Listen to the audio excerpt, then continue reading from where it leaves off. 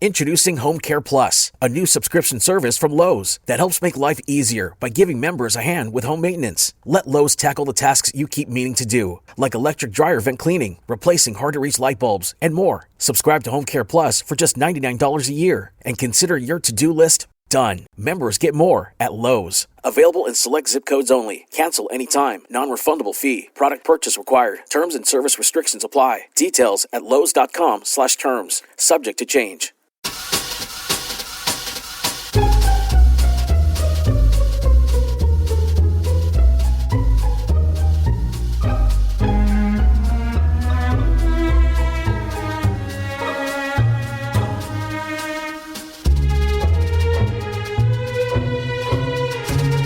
Welcome to the Going to Killing City podcast, a historical look at murder in Kansas City. Here are your hosts, Jamie Green and Alex Greenwood. Morning. Thank you so much for being here. I hope we really appreciate it. Yes, I am Jamie Green. This is Alex Greenwood. We call each other's evil twin. You'll figure that out very soon. And obviously, Mom loves me more. Yeah, well, and you're more evil. So, real quick before we get started, anybody listen to any of our podcasts before? Anybody?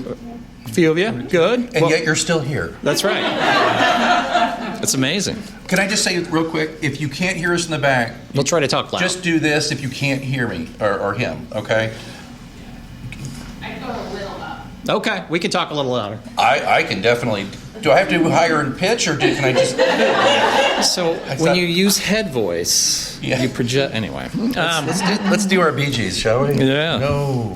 So for the people that are new, today is the last episode of Season 3 of Going to Killing City. We do about 9 of these a year, once a month. And people ask why once a month. We both have day jobs, and we actually research these and do it. So we want to be accurate and stuff. So we do them once a month. So this is Season 3 finale. So you get to hear the end of Season 3. We will be back for Season 4 in July. So we are all about, it's a true crime podcast, Kansas City area. It doesn't have to be Kansas City, Missouri proper, anywhere in Kansas City area. We have some rules. We are not super grisly. We aren't into that at all. We will not discuss children's murders at all. We are both fathers, and we just think that that's not good. And we want them to be at least 20 years old or older. And a lot of that is because we want to make sure that the people who are actually victims of crime and their family members aren't going to have, us reopen the wound. So, and quite frankly, this town has so many crazy stories. We'll never run out of it. It's when we just get bored with it or people stop listening. So, with that, and I just wanted to say real quick, our good friends at the Harry Truman Library, they want you all to know about, and it's on your chair too, they are doing, it's the 250th anniversary of America. Alex and I are actually old enough. We remember the bicentennial. We do. I got in trouble. I wanted to shoot fireworks off. It was a Sunday, and I did not go to Mass, and my mom has never let me forget that. So, again, the evil twin. I am the evil twin. So they're going to be doing this opening the vault of the National Archives at the Truman Library from April 20th to May 24th. Be sure to check it out. And they were so nice to us. They gave us giveaways. So we're going to start with 3 giveaways. We're going to ask some questions about said Mr. Truman. And the first 3 are going to be these nice gift cards. Now, I haven't turned them over yet because one of the questions we're going to ask is actually on the gift card. And it's too easy anyway. But, all right, does anybody for the first one... And wait, do they raise their hand? Yeah, raise your hand and we'll pick. Yeah. Does anybody know what the S in Harry S. Truman stood for? Raise your hand. Anybody? Oh, in the back? Way back. That's right. It was for both of his grandfathers. They couldn't decide which one and stuff. So, Alex...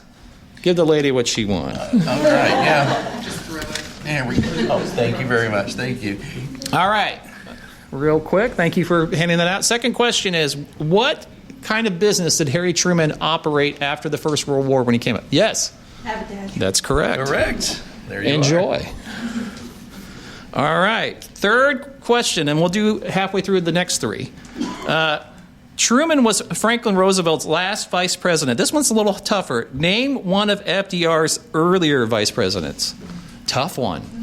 Anybody? You should have paid attention in history class, people. Come on. Nobody? I got a hint for you. You ever heard this vice president was famous for saying the vice presidency isn't worth a bucket of warm spit. Yeah, well... Anybody know that one? No? All right, we're going to make it easier. What was Harry Truman's wife's name? Anybody? Yes? Yes. All right. She wins that. So these are the first 3, and as it goes on, we're going to get more. And Alex and I are so sad to give these away. I know, I mean, it's a drinking podcast, and we have to give the pint glasses away. Right. So that's not. So how this works is every month, one of us gives the hint to the other person and writes the episode. So Alex actually wrote this month's episode. And usually that would mean that I would have to make the cocktail, much to Alex's detriment. But this month, the fine folks here at the library made us a mocktail, so you could kind of. So Alex actually came up with this, and so Alex, tell the people what they've got in the back to drink. Well, and Jamie, it's unfortunate that when you have to make the cocktail, it's usually accompanied by this sound. Yeah, that's usually that's about all you do. That's about it. That's it. I've already had some responses, by the way, to folks who tasted this. Are like, not what I expected. And that's kind of like the mysteries we do, right? Okay, so this is the 4th and Main. So the clue was... I don't remember. It's been a while. It involves streets. So what this is unsweetened cranberry juice, fresh lemon juice, ginger beer. See, ginger beer's got a sweetness to it, and pomegranate juice for color. So, and you can also do kind of a charred orange peel infusion. And there's a lot of that. But so basically... We made it a big batch. Thanks again to the folks here. By the way, I'm just going to stop for a second and say, can we just give a round of applause to these wonderful people who...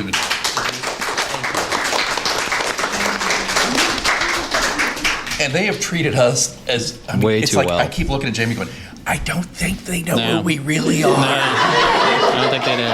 I don't think so. No. Anyway, chill it, serve it up, over ice, garnish it. Also, but remember, it's a mocktail. You could add you can do something on your own. The spirit of your choice. We'll look away if you want. If you brought your flask, we won't tell anybody. We're not going to get invited back with that. Okay, I'm sorry. All right. Sorry. So, but that's what that is, and so that's the thing. So, what's fun about it is Jamie gives me very cryptic. I do. At the end of every episode. By the way, I've got one for you. Okay, very good. Right. So you're going to see how that works. So that's the thing. So. This is my month to do the mystery, and technically the cocktail. We're would usually get back on track.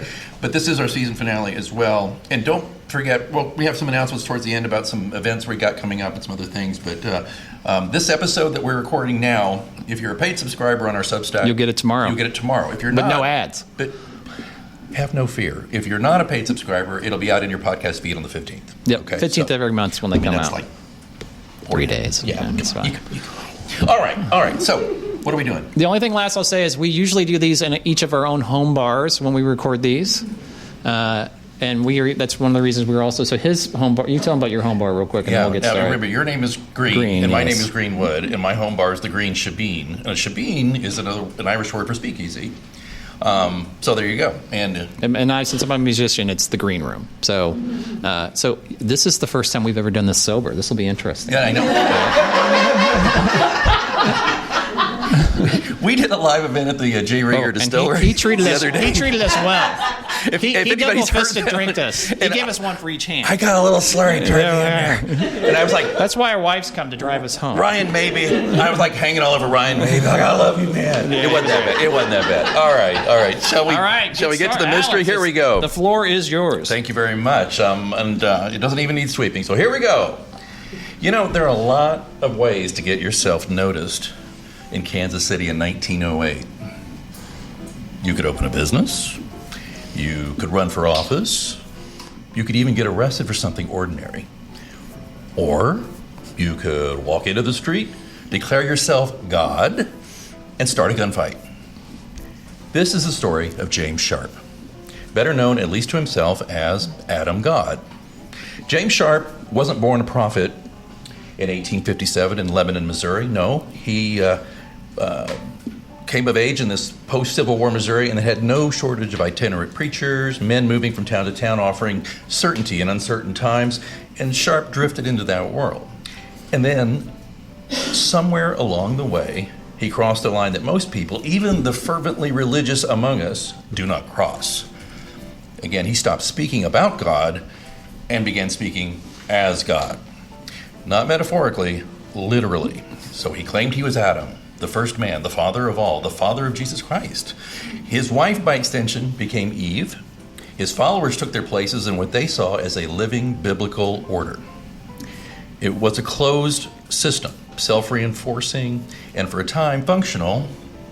And like many things like this, functional until it wasn't. By 1908, Sharp styled himself as a traveling evangelist, but he was never very successful. He was living in KC on a houseboat with fewer than 30 followers, and it's a group that included several children. They preached openly, they lived differently, and they kept their children out of school, which in a growing city, trying to impose order was not something that went unnoticed. They did have truant officers back then, even then. So the encounter that set everything off appears to have taken place on December 8th, 1908, at about 4 o'clock in the afternoon at 5th and Main Street. Oh, so close. So close. In central Kansas City. Sharp was there with a woman and 5 children, ages 3 to 14. He was working the crowd, preaching, and the woman was using the children to collect money from passerby, as you do. And that's when George Holt showed up. George Holt. Holt was a juvenile court probation officer. Dun, dun, dun. Unarmed, by the way. Unarmed, which will matter in about 90 seconds. Yeah. Holt's job was to make sure children were in school. He asked the woman why these kids weren't. Well, Mr. Sharp did not take that well. According to newspaper accounts, when the officer questioned why the children weren't in school, he bellowed, "I am Adam God, Father of Jesus Christ." He demanded the officer leave, and then for good measure, he struck him on the head with the butt of a revolver. Ouch. Yeah. The officer, sensing trouble and outnumbered. What was the first clue, Alex? I don't know. He's like, I've heard of being the butt of the joke. It was really bad. So he repaired to a local police station, but Sharp wasn't done. Enraged, he marched his band of followers to the police station. They sang, they made noise, crowds gathered to watch the curious proceedings. And Sharp waved the revolver and a knife while yelling, "We'll show these sheep thieves! We'll sing in front of the station! Let them dare stop the Father of Jesus!" So what happened next came as something of a shock. A police officer by the name of Albert Dalbo was sent out to quiet the unruly group. He ordered Sharp into the station to meet with the sergeant. When ordered to drop his knife and revolver, Sharp went nuts. The gunfight erupted right then and there. Officer Dalbo was shot in the chest, abdomen, back, and thigh. Ouch. He died instantly. 2 of Sharp's followers were killed immediately. An innocent bystander, someone who had just come to pay a utility bill at a nearby office. Did he pay the bill first and then get shot? I don't know, but it's just the indignity of having, you're paying a utility bill. It's like, I got to pay Evergy. I'm done. I get bang. Yeah. So he's caught in the crossfire and shot dead, right? So wrong place, wrong time, and that just goes to show you don't pay your utility bill. No connection to anything. The poor guy was just in the way. And again, we laugh, but the world is truly bizarre. I'm just saying. Okay, so there was a lieutenant named Steggy, police lieutenant, who took a graze wound to the chest and a through and through to his arm. Just the bullet went through one end, on one side, not the other. Fired by Lewis Pratt, Sharp's assistant preacher, but he kept fighting. More officers poured out of the station but couldn't return effective fire for fear of hitting more bystanders. So the street just erupts, right? It's a riot. Officer Mullane, another cop, was shot in the right chest, right kidney, and right hand. Nothing right about that. But first, here's what the New York Times didn't get right until later reports. Officer Mullane was shot by Mrs. Sharp herself, Sharp's wife, firing a revolver at him. And according to witnesses, Mullane dodged behind a wagon as she kept firing. He had a gun. He could have returned fire. He could have shot a woman. It's 1908. He didn't. "Boys, I could have killed that woman, but I wouldn't," he said as he sank to the pavement, pierced by 4 bullets. Wow. Sergeant Patrick Clark responded without a firearm. Sharp stabbed him in the right eye. Ow. Awful. So, I can't believe I wrote this. Clark lost that eye. Oh, well played. Sorry. He would be promoted to captain for his actions that day. So, in the chaos, civilians caught stray bullets. A retired farmer named A.J. Seltzer, 72 years old, was struck in the side. The bullet severed his spinal cord, and he died at University Hospital 2 days later. Lewis Pratt, Sharp's assistant preacher, the one who also claimed the title Adam God in other places. So I guess this was kind of like a franchise. Transferable? Yeah, why not? It's like a McDonald's. I have the Adam God franchise in Kansas. Leave, sir. Go to the other side of state line. Okay, so Sharp held prior claim as founder. So this guy, Lewis Pratt, was hit in the forehead and 3 times in the leg. And he died at General Hospital 2 days later. Pratt's wife, Della, and their 2 daughters tried to flee to a rowboat on the Missouri. She was brandishing a shotgun to cover the escape, and in the gunfire, their 13-year-old daughter was struck by a stray bullet, and she died at University Hospital. You hate to hear about that with the kids getting in the middle of this seriously crazy stuff. Officer Mullane was taken to St. Joseph's Hospital, and physicians thought he might recover. Unfortunately, he died 2 days later on December 10th, and that brought the death toll to 5. So Sharp fled.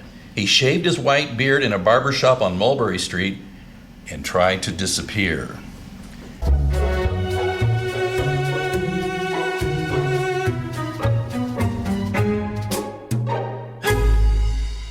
When it comes to doing taxes, things have officially changed. We're stepping into a new era, and Intuit TurboTax is leading the way.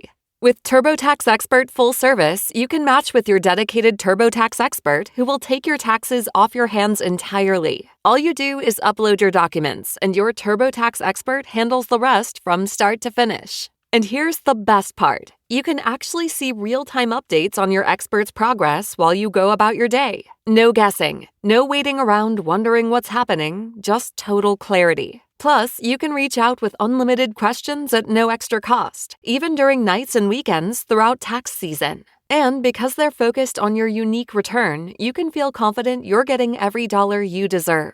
Visit TurboTax.com today to match with an expert. Real-time updates only in iOS mobile app. We're going to stop right there. We're going to have more trivia real quick. How about that? Yeah. Don't leave. You won't know what happened. This is the worst segue ever, but terrible. Hey, all right, so who likes a good beer? Who likes a pint glass? And not only do you get a pint glass, there are 2 free passes to the Truman Library. Recently remodeled in a lot of places, too. You guys, you're good, honest people. I could see you're paying attention. You weren't on your phones looking up Harry Truman trivia to try to game the system. I appreciate that. All right, so does anybody know what Harry Truman's rank was in the First World War? Anybody? All right, if we can't get... Yes? I think he was a lieutenant.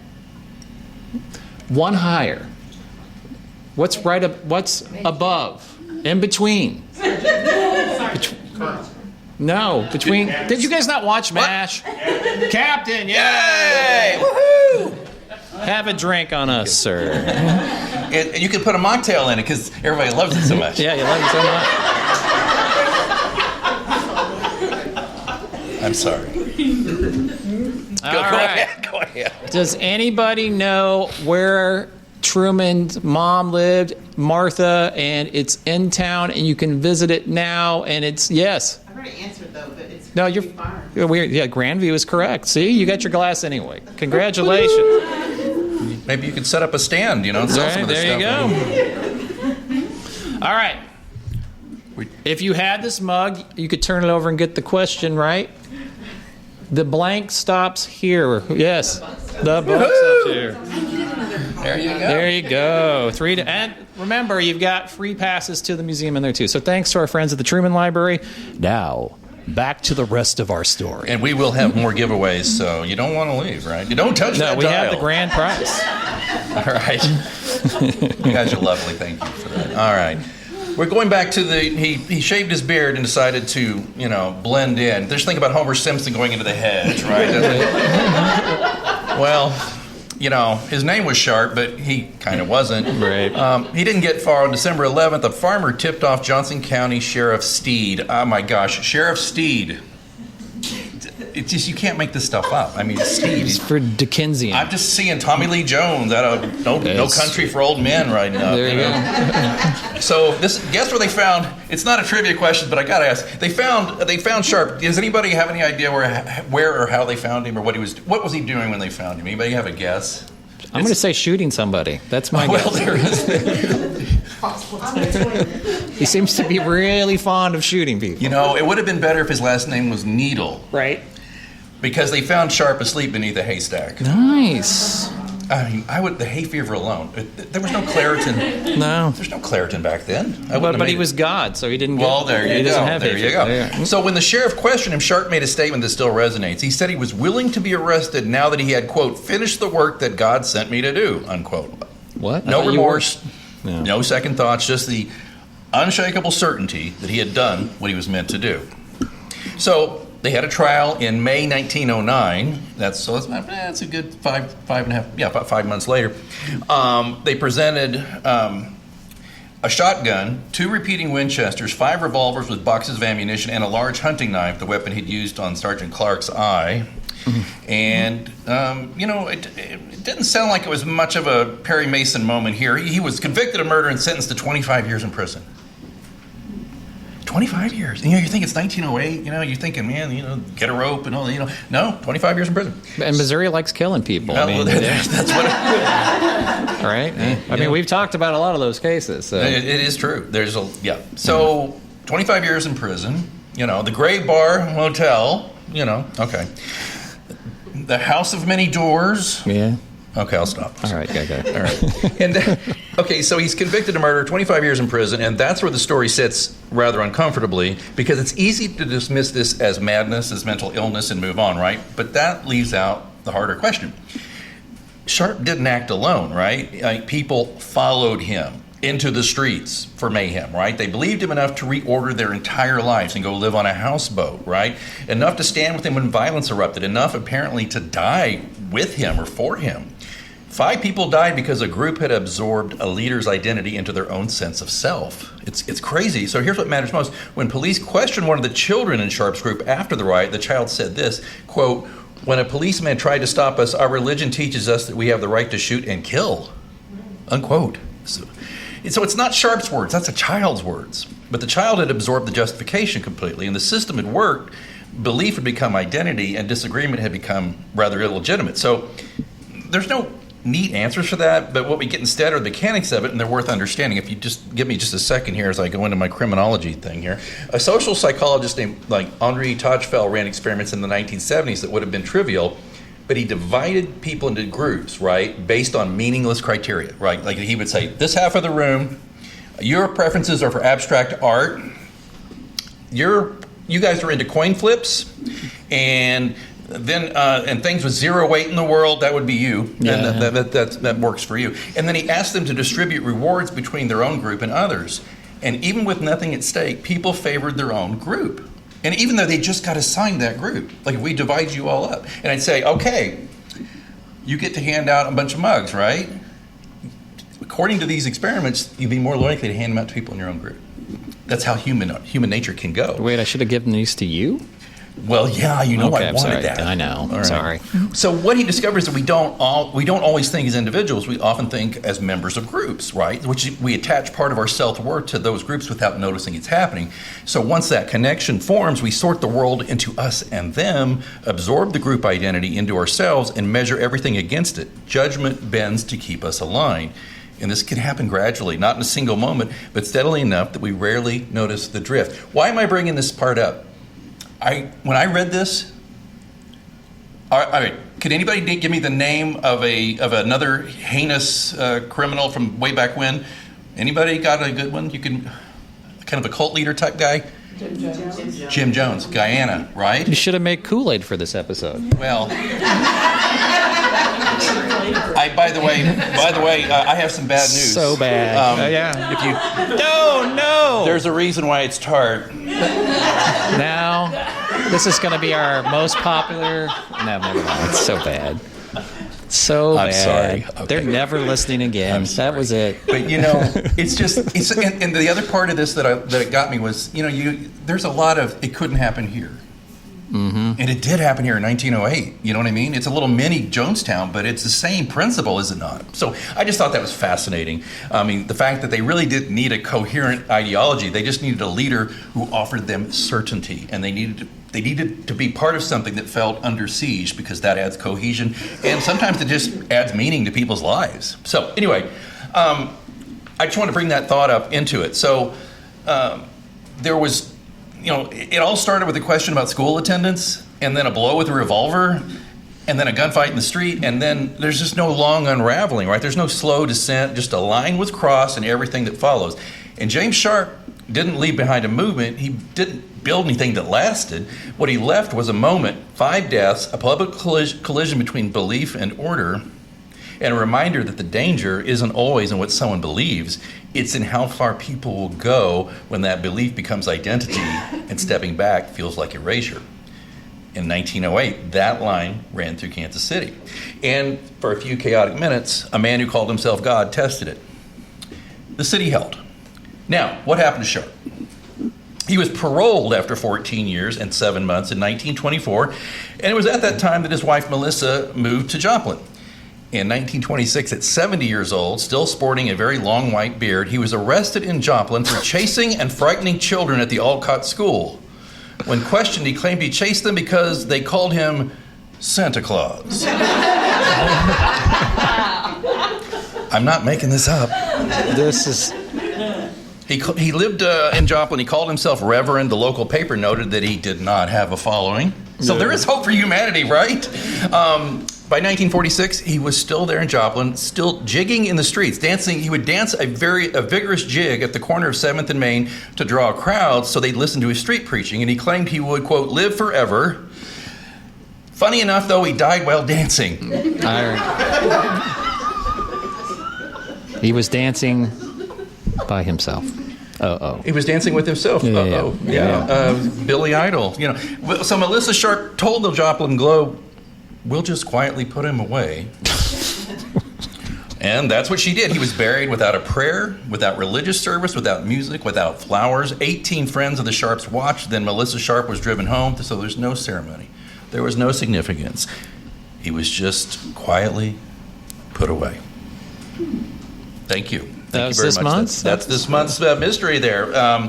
It's mystery. It's history and mystery put together. But what did you think, my friend? This is where I ask you, or what you thought. This is an interesting one. You know what the funny... So this would have been within 6 months of the Swope trials. This is correct, sir. So two of the most infamous crazy cases in Kansas City history. Think of that poor people, the judge and the docket, and having to deal. I was like, okay, we just finally got through Swope. Now we've got the guy that thinks he's God, and his wife is stabbing people in the eye. Right. Yeah. It's fascinating to me. I don't know if anybody else. So I know sounds so stupid, but my wife and I, we both unwind by watching shows about cults. Does anybody else do that? Yeah. We just did the yoga cult lady and the lady that took all the silver and made herself blue. You watch all those ones? It's so fascinating to me because, right, if you're a normal person would see this nut on the street and be like, move to the other side of the street. Yeah. So what is it about? I can't get anybody even to plug my meter, Alex, when I park downtown. How can people be so open to being that manipulative? And it's fascinating to me, and I don't know if I'm sure sociologists have studied this a lot, but I don't know how this even happens. Yeah. Well, and I would love to open it up to the floor. Does anyone have any thoughts on this? What's your reaction to the story? I hope it entertains you, but is there any thoughts on, how do you feel about this story? First of all, can anybody raise your hand and say if you'd heard it before? Okay, no. There's that. Okay, good. Anybody have any thoughts, though, about what you just heard? I'd love to hear what you think. Why did the wife not get in trouble? That's a really good question. Well, the cop wouldn't even shoot at her, you know? I mean, so, yeah, why didn't she? That's a great question. She killed someone. Yeah. Brutally. Yeah, just... Did any of his other followers that joined in the melee get, because, today they would be like accessories. Oh, yeah. And it looks like, from what my research indicated that I don't think it may be the one guy who was kind of like his right arm did some time, I think, but I don't think everybody did. And usually when you shoot and kill cops, like they're really coming after you for that. Like that's a line you do not cross. Yeah. So that is really fascinating that she did not get charged or in trouble. Yeah, that is weird. That is very weird. But anybody else have any thoughts about this one? Anybody? Besides Jim Jones, does it remind you of any other cases that you may have heard? Because you guys are true crime aficionados, and I would love to hear it if you could think of one. Like David Koresh in Waco. Right. Very David Koresh-y. They killed the police officers because they were coming in. Right. Fun fact about David Koresh in Waco. There was a TV movie with Tim Daly starring on it, right? And there was if you look at the cast list, I mean, Jerry Ryan went on to be a star at Star Trek, and the great Clu Gulager, who I shared a sandwich. Well, we didn't share a sandwich, but we were. Alex stalked her. I was an extra in the show, so I was one of in the riot gear, and Clue comes over, and it's just a bunch of extras, and we're all a bunch of kids, and we're just eating our bologna sandwich, and Clue sits down. He's a legend. I mean, I don't know if you guys knew Clue would, but my grandpa wrote westerns, and I loved westerns, and I'd always see Clue back in the 50s and 60s. And he was also in The Return of the Living Dead, by the way. It's a pretty good idea, Bert. But anyway, the point is, he sat down with us, and then all of a sudden, he was chatting with us a little bit, really nice fella, and then about 5 minutes in, an assistant director came over and said, Mr. Gallagher, he said it like this, you don't have to sit with them. You can go over here and sit with Tim Daly if you'd like. And I was like, well, thanks a lot, man. I'm getting paid $35 in a bologna sandwich, and it's freaking hot, and I got to wear this riot gear all day, and you couldn't let me talk to an idol of mine? Fine. But Gallagher was a sweetheart, though. He was a really nice man. But yeah, it's funny. I rewatched that movie the other day, oh my gosh. Because you were in Oklahoma City, right, when the bombing happened? Yes, and there was yes. I worked about a mile away at the Health Sciences Center at the hospital complex where, the wounded and the deceased were brought. Yeah, I'm sorry. Yeah. But that date, April 19th, that date keeps, that's part of that. So it inspired it. Yeah. So anyway, it's just an interesting thing, the phenomenon though, that you see this over and over where people are looking for something. They're looking for community, and sometimes was that great line in that episode of Star Trek, Sitting on the Edge Forever. It got me started on Star Trek. Here I go. Yeah, Edith Keeler says, Dr. McCoy shows up. He looks really hungover. She says, we all drink from the wrong bottle sometimes, And I think that that's the case, too, with trying to find your people or your community. You can often drink from the wrong bottle, And then once you get in there, I'll torture this metaphor further. Oh, yeah. It's once you get into it, you're in it, and it's very hard to read the label from inside the bottle. Does that make sense? And so we all do it, okay? We all do it. I mean... I'm trying to figure out how to get out of this podcast. I know you are. Well, that case in Utah with the mom that abused her kids with the counselor, that church had recommended that counselor for years for different families. So you would think, like all those trusted people, and she had all those clients, so you could see how they got sucked in. Right. By her and the church, because they both had been recommended for so long. Right. And nobody listened to any of the warning signs. Right. There is also, there is a recency bias we have. Well, it's been fine the past few years. Why could this possibly have been something really nefarious? I'm just fascinated by human nature in general. And the more we do this show, and I hope you'll go, if you're interested and you had a good time today, I hope you'll go listen to some of our previous episodes, because there's just some bizarre stuff that we're very attracted to. Yeah. And we're bizarre to each other. And yeah, so it's good. But I don't know. I'm just stunned by that, but I think the other thing is that there's such a rich history in the Kansas City area. Oh yeah. And I'm in graduate school for history right now, but Jamie and I both are big history buffs first and foremost. And true crime just kind of settled in because we're fascinated by how crime intersects with with history and the effects it has on it. The episode I did on Pretty Boy Floyd, if you haven't heard that one, the shootout at Union Station, that all the stuff that. I mean, did you realize this? That Kansas City is the reason there's an FBI that is what it is. They didn't even carry guns at this time, back when that happened. The Pretty Boy Floyd thing, the shootout. And by the way, it is not true. Those are not bullet holes in the Union Station. They say that it's a legend, but it's not true. No. There were some, but they got repaired. The ones that are there now, that's I checked it out. I even called over there, and they're like, yeah, it's not real. Then why don't you tell people that? Why don't you put a sign that says this is not here or something? Come on, man. So well, real quick, give Alex a hand. This was his episode. And boo him vociferously if you hated the drink. You could do that too. So thanks so much. I hope you've listened to it. We're going to stick around when we're done if anybody wants to think. And we got 3 last gifts, including the one that's really cool. Yes. But just so you guys know, as we said, the season's ending here on April 15th. But we're actually doing our 2nd annual walking tour. Mm-hmm. On June 6th. We meet at the Hotel President, and you can find this all on our website. we made it so you can scan it and do it that way too. We are actually going to start at 4 o'clock. Hotel No-Tell is one of Alex's episodes. It's crazy that actually happened in the Hotel President. Oh, man. We utilize the streetcar as much as possible because we're both wimps and we don't want to walk. And about 2 hours, and then we actually end up at the Hotel Savoy. We get a private room. We buy your last drink for you and talk with you. And the Hotel Savoy is a crazy case that I covered because it's both been a lot of murder, and it's super haunted. So, yes. So we got to say it real quick. So he does the, what did you call it? The spooking at the Savoy. Spooking, and then slaying at the Savoy. Slaying at the Savoy. So we did a 2-part episode on it, and then he dared me basically to spend the night in the haunted room. Yeah, he did. Which I did. We did a live do I have one more minute? Do you want to hear what happened? Yeah. You can go listen to the episode, but I'm just going to tell you because you're here and you've been so kind to listen. So I spent the night there alone because somebody's a chicken. Totally. Yeah. He was like, we should both do it. I was like, no. He We claimed, shouldn't. You were trying to say it's because I snore, but Nah. But here's the thing.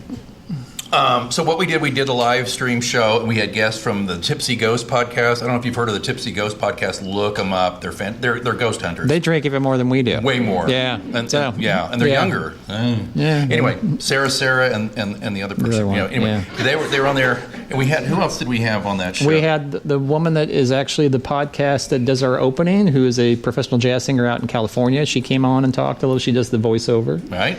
Laura Ellis. The great Laura Ellis. And then we had somebody else. Oh, you had the guy on about, there was the special, they did the John Benet Ramsey right, play. The play at the Unicorn. Anybody see that? We had the director of that show come on. Yeah, but we had a good time. So we did the show. We did a few little things. I even bought some ghost hunting gear off Amazon and stuff because that's how I roll.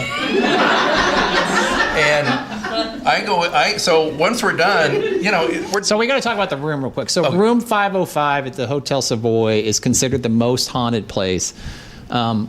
And the weirdest thing, when I did this episode and researched it, there is absolutely no newspaper accounts of anybody named Betsy Ward, Elizabeth Ward, Betty Ward, whatever, any iteration of dying there. But everybody said that she died in the bathtub, and either that she had been murdered in the bathtub or she had committed suicide in the bathtub. And actually, when it came out, the episode, I actually had first of all, we found a person who had been in there on Valentine's Day night and had a horrible experience with her husband. Yeah. Her poor husband. Tried to be romantic, and instead she got the bejesus scared out. And then actually after the episode came out, I had a person contact us and tell us all about and they had the same terrible experience. Right. So I was like, why not make Alex do it? And I had to pay for my own room. Yeah. So, and not only was I not there, I wasn't even in town. I was in Minneapolis for work, so we pretended that I was there. So anyway, we got off stuff. So then, the video is on our YouTube page. We did a check-in the next morning. So tell them when you woke up. So we did our show. When was it over? By 8, something like that. Something like that. Yeah. And then I couldn't very well not let the Savoy bar, not get my tab. So I went downstairs for a little bit. And I came back up, but I was fine. I was basically sober, and I wasn't driving, so, And I was, by the way, drinking a very dry martini. Yes, he does. There you go. All right, so that's good. That's kind of a callback. All right, so I go in the room, and I'm like, okay. And I don't turn on the TV or anything. I'm tired. So what I did was, I put all my stuff down, and I got these little cat balls, but just wait. I'm talking about the ones that light up. It's a family show, Alex. My God. They're called cat balls, but they light up because cats will bat them around when they move. They're kinetic, right? Yeah. And you're supposed to, apparently that can tell you if there's some spirit activity that's moving stuff around, right? So I'd put those in the corner. And then I had tried my little electromagnetic thing, and I was like, I don't even know what I'm doing. Why am I doing this? Worst episode of Ghostbusters ever. It's really dumb. So dumb. Okay, all right. So I did all that, and then I thought, okay, I'm going to bed. So I looked, by the way. So on the side table, there's do you remember? They still have these.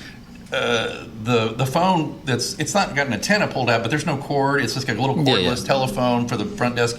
I don't know if they ever use them anymore, but it was there, and they had a remote control for the TV. And I'm like, I don't watch TV. I'm going to bed. So I'd had a long day and a few drinks, and so I get under the covers, and I think I was asleep in 10 minutes. And then I wake up the next morning. I get up very early. I work in Warrensburg, so I go from Parkville to Warrensburg every day. So I'm a very early riser.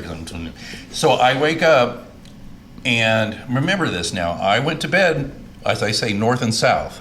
Yeah. Headboard north, feet south. Got it? Everybody got that? Woke up under the cover. I woke up east and west on top of the covers, and I was like, my back hurts. What the heck is that? I roll over. There's the phone, and there is the TV remote under each scapula, under each shoulder blade. Betsy didn't like you, dude. She did not like you. Now, I want to tell you straight up, I'm not making this up. It really happened, and somebody said, well, you had a couple of drinks, you got crazy. I said, yeah, you're right, because when I get crazy, I put a remote and a phone under my back, and I can go all night. No, something happened. I was levitated. Something happened. They're laughing. I thought they would. Oh my gosh! Watch the video when we do the check-in. It's very amusing.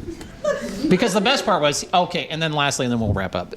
We actually, everybody hears water in that room because she was in the bathtub. Right. And, I'm the scaredy cat. I believe in all of it. It scares the shit. I'm sorry, I can't say that. It scares the heck out of me. But on the podcast, it's on YouTube. There's sound of dripping water that just appears in the feed, and Alex thinks that I'm doing it. You are doing it now, and he's so you cannot tell how happy I was to hear his story the next morning, because you couldn't blame me for that. I couldn't have done any of that. So anyway, it's nuts. That's the kind of fun we like to have. So I'll just say that. And by the way, before you get to the last trivia thing, and we wrap this up. Yep. Website killingcitypod.com. Email killingcitypod@gmail.com. Substack. killingcitypod.substack.com, but it's spelled with one L in killing because maybe I'd had a few drinks when I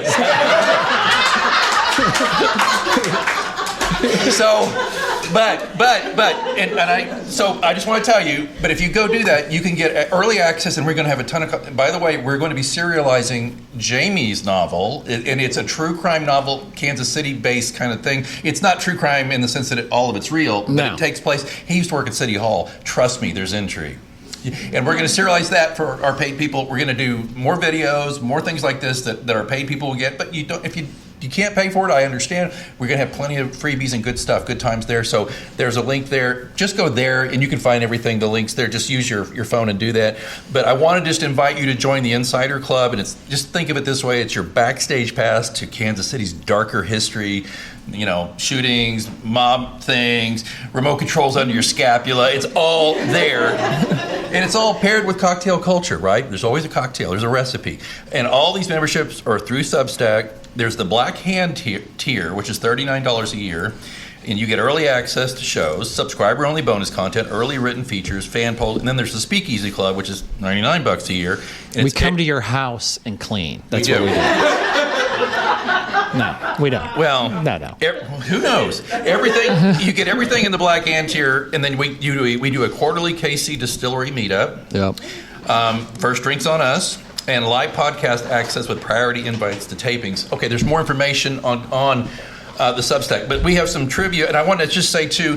I'm not really selling books here necessarily, but I am a mystery writer, and if you're interested in learning more about my work, I have some what are these called? Bookmarks? Yes. Yeah. And didn't even drink in this episode, and it's struggling for words. How do you know? Okay. Anyway, and there's a link to my personal webpage, and of course I'm on Amazon.com and all the usual suspects. And just showing you here, this is my Kirkus Reviews. Love this book. It's Pilot's Faith. It's the 8th book in the 8-book series. And there, my commercial's over, but please come see me with these.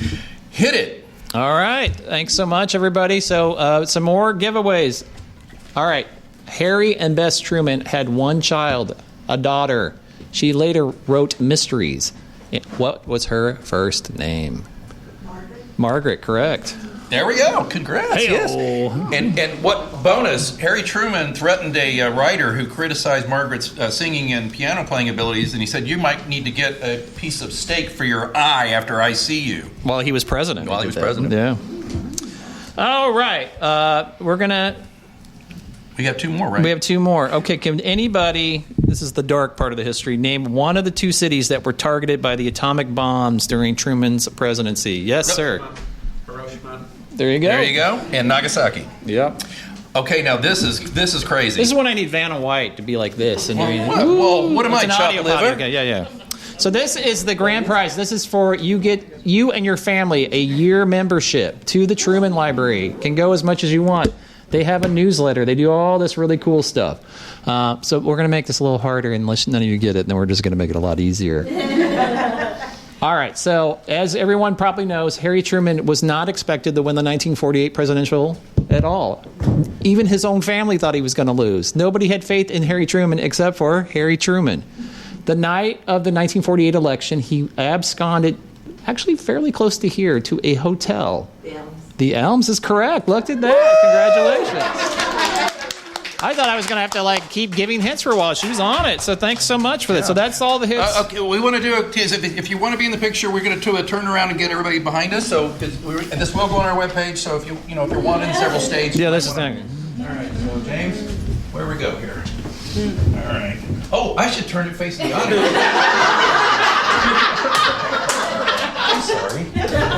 All right, here we go. Okay, I'm gonna do my best. Here we go. All right, on three, we're gonna say, "Don't call him Santa Claus." 1, 2, 3. Don't call him Santa Claus. Woohoo! Thank you all. Thank you. Oh my goodness, what a blast! And I completely forgot, but Alex's hint for the July episode is a killer prescription. We'll see you soon.